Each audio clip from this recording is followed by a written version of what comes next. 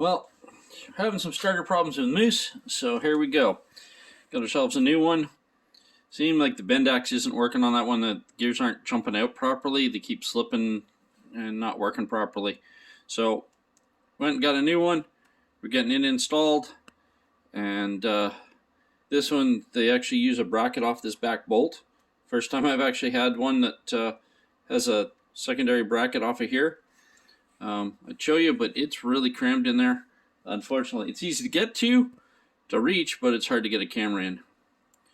Anyways, I'll try to get a picture of it once she's all in. Well, there's the new starter. And you can see that little tab sticking out there. That's a shim that's in there. Also, I didn't get a picture of it, but the casing that this mounts to, it's been broken at some point. Somebody re-welded it and re-tapped it. So this screw is off just a slight bit. So getting it started, you have to do it first, then you can do the other one, and then the mount at the back. This one I actually have a little hanger back here. I don't know if I can see it or not. There's a hanger up in there. There we go. The hanger that bolt hooks into keeps the starter from moving some more.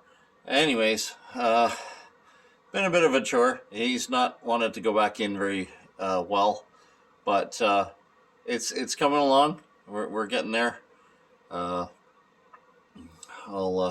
have it together. I had to drop my pan, my cover, because it needed to tilt a bit, and the pan wasn't letting it. Once it's in, pan goes up on the cover, no problem at all. But yeah, anyways, that's where we're at. Alright, there we go. Installed. Pan's back on. So now we'll give her a fire up and see how she works.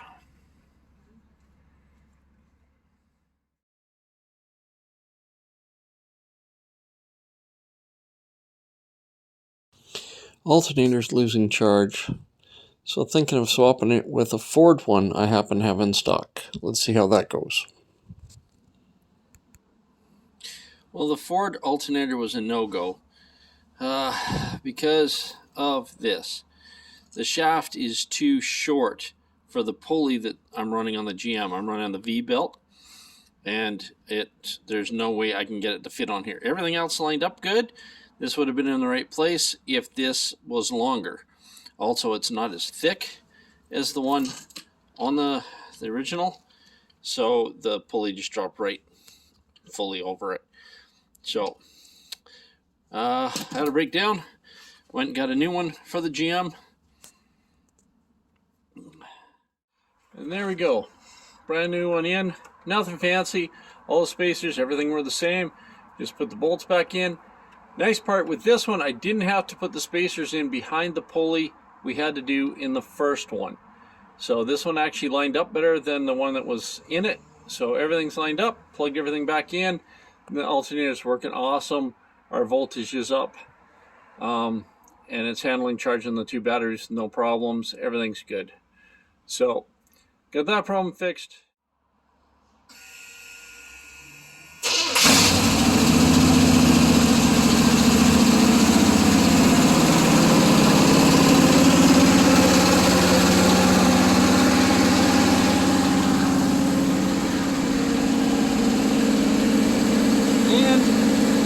Alternator's working good. All pressure's good.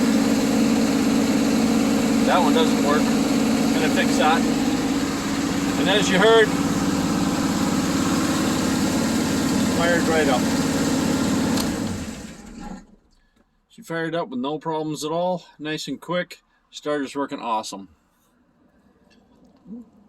Well, there we go. Moose is back up and running. It's looking pretty good.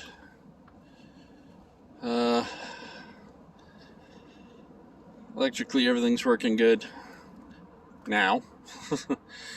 So, now we can try to get out and play. I hope to get out wheeling. If anybody is in the GTA area that knows places to wheel that aren't too far away, within like an hour's commute or less would be even better, by all means hit me up. I'd love to get out and find out what this thing can do. So far I haven't found too much that challenges it really, and I've only been able to get out most times by myself. I have gotten out with Mike and the guys once with it really, and it was fun. But you know, I don't have my weekends off, so if somebody has some time during the weekdays and knows a place to go and would like to get together, hit me up either here or Instagram, and that'd be awesome. All right, and I'll see you next video.